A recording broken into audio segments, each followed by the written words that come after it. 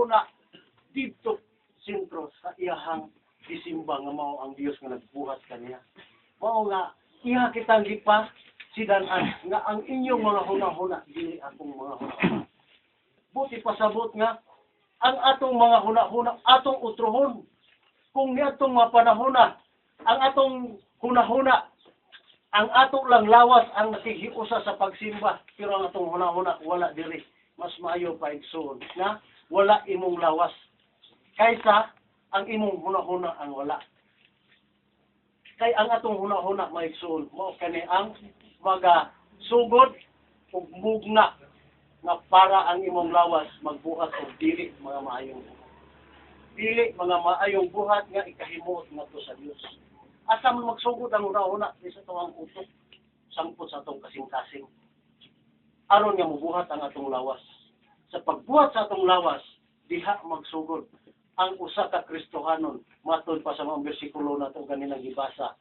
Pagpundak sa ulan, paghapak sa hangin, hayang dili na tamo simba, pakita ang pagsimba. Kaya nga naman, pili ka ang imong pagtuo wala masintro sa patukuranan nga mao si Kristo.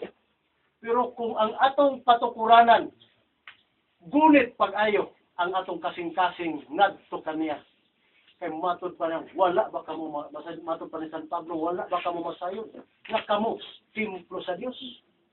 Pasabot kamo templo sa Dios. Dios ang naa nato. Buti pasabot nga ang atong patukuranan nga mao si Kristo bisag unsa kadako sa pagsulay sa atong kinabuhi. Walay makatandog sa atong pagtuo susama sa nahitabo karon. Nga walay makatandog tungod man kay lig-on ang imuhang patukuranan nga mao si Kristo. Dili lang ingon nga nagsimba ta pinaagi sa ato ang lawas kung dili nagsimba ta sa kinatibuk-an sa ato ang pagkatao. Huna-huna kung ang Dios mga igsoon ang mahal anak o Espiritu Santo. Ingon ni ana ang kinabuhi sa tao. Adunay lawas, adunay kalag, adunay espiritu. Kinahanglan nga kita nagsimba sa adlaw nga igpapahulay atong isentro ug atong idunit ngadto sa Dios ang kinatibuk-an natong pagkatao aron matuman ang atong gisaad sa Dios. Susama sa gisaad sa Dios nga iyang pagsikugma alang sa iyang mga katawhan.